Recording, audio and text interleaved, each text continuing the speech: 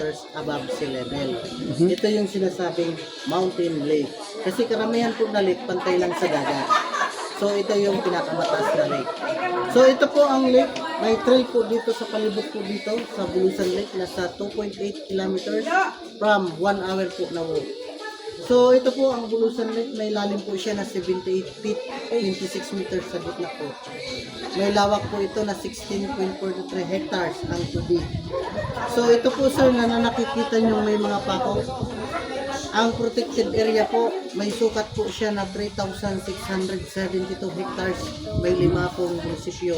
So dito po yung Barcelona, Bulusan, Irosin, Tuban, at Kasiguran po.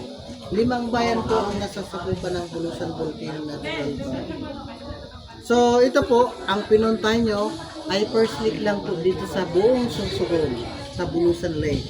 So may another lake naman, ito po, napupuntahan po yan sir ma'am kung bukas po yung mountaineering activity po dito sa Bulusan Lake. Galing po dito sa Bulusan Lake, papunta dyan sa pangalawang lake, ang pangalan nito ay Agingay Lake. So nasa 6.3 kilometers from 4 na oras nalalakbayin. One night in 2 days, tayo dyan sa Agingay Lake. Kamagaan po ng madaling araw, akyat naman po tayo sa pangatlong lake. Yan na po yung sinasabing Blackbird Lake, yung crater na po ng Mount Bulusan. Ang Mount Bulusan po, pang-apat po siya na active sa buong Pilipinas po. Ang Mount Bulusan po, may taas po siya na 1,505 above sea level. May kilometers naman po siya na 27 kilometers from Bernard Dickerson, protected area. So dito sa Bulusan Lake, ang nakikita lang, sa ngayon po, hindi natin makita siya, gawa ng may fog na, may ulap. So ito lang sana ang nakikita dito sa Bulusan Lake. Ang pangalan po nito ay Sharpit Mountain, dito na po naparating, yan. Mountain, may taas po siya na 1,250 meters above sea level. Dito naman po ay Talatak Mountain, dito po, naparating yan. So ang Mount Bulusan, hindi naman talaga dito sa Bulusan Lake, pero so mataas yan. Sa kabila po nito, mga Talatak Mountain, dito sa hila po ang Mount Bulusan. Ang Mount Bulusan talaga nakikita lang sa mga dyan sa Irosin, sa mga daan lang po. So dito sa Bulusan Lake naman, option na lang naman po talaga dito ang pagsakay dito sa Bulusan Lake. So ganyan po nabuti, good for 5 person ang sakay. May taga-paddle na kayo dyan, 600 pesos. Kung may senior na sasakay dyan, ay 500 na lang po. Kasi 600 dyan ang bayan. Bila 500 na lang kasi senior na. So yung kahit naman po ay 100 per head. 30 minutes din niya na ride. Lahat niya yan yung sasakyan, 30 minutes. Yung balsa naman po, good for 10 person, na ride niya po sa gitna, 600, 800 pesos. 10 person ang pakasay. Ito po ma'am, ang Bulusan Lake po, may government po ito. So, tatlong nagmamalig po ito, yung bayan po dito, hinahatid sila po sa sir. Ang mas malaki po dito yung DBR po. So, ganyan po sa Bulusan Lake. Talagang, hindi lang yung dito sila. Kaya yung mga senior, wala po bayad po. Bayad lang kayo sa sinakyan nyo. Ay, katalog ko na sa buhay. Makikita natin yan. Yung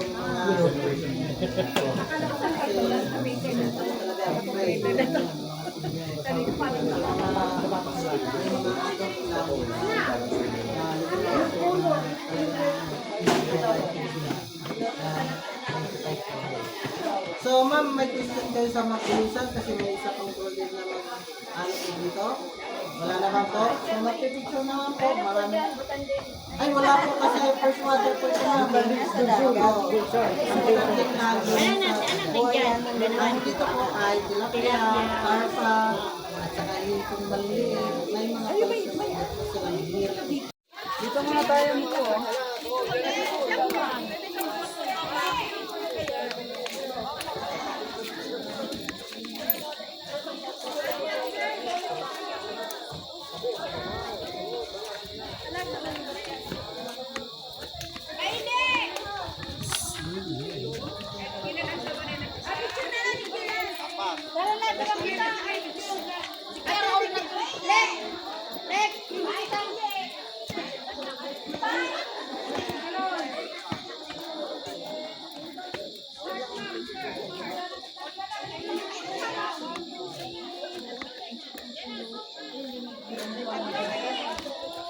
po, profesor.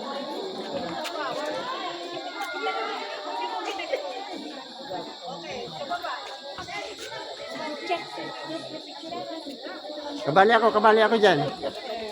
Ay, nalisay mo din. Hindi na, nakabidyo ako eh. Dito na natin ma'am kasi isa-isa yung natin. Pwede mo yung 0.6.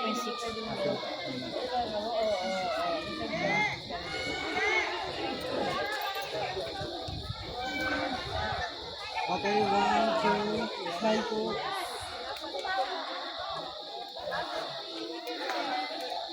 Okay, 1, 2.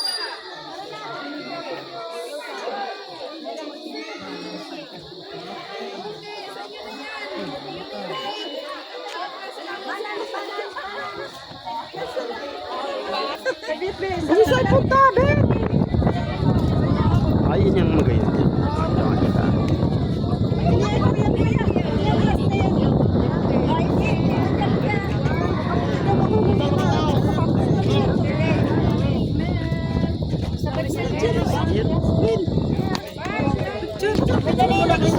Aray ka, nakukulkan man ko.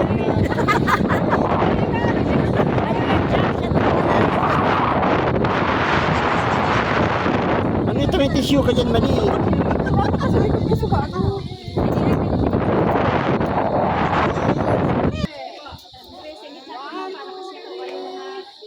Again, one again. Smell. Okay, 1, 2, 3, and walking. 1, 2, 3, walking.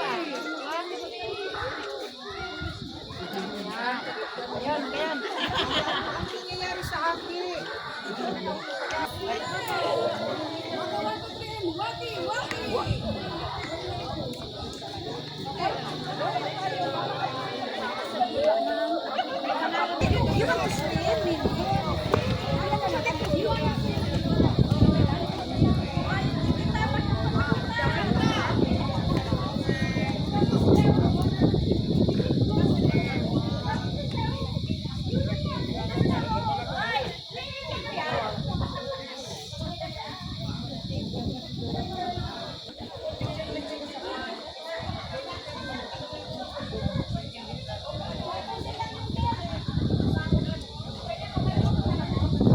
Meters.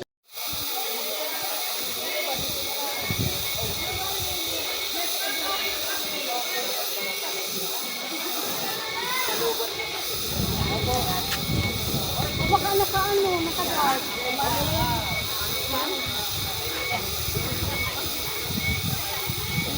So, yung